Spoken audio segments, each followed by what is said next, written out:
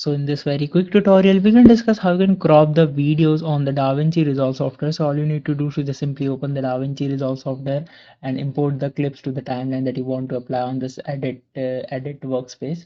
Now, once you are satisfied with this, now first select the video footage of which you want to apply the crop effect. Just simply, for example, if I need to apply on this, I just simply select this, and here on this effect panel, you can see this option of cropping.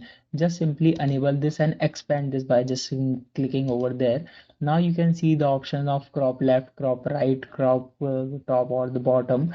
You can I just simply crop it from here as per your convenience, and once you are done with the changes, it will automatically be saved. And you can change the softness of this crops as well. You can see a very aesthetic effect has been applying on the video. I hope this video will be helpful for you. Make sure to hit the like button and subscribe button for having such more helpful and interesting tutorials. See you in the next one. Take care.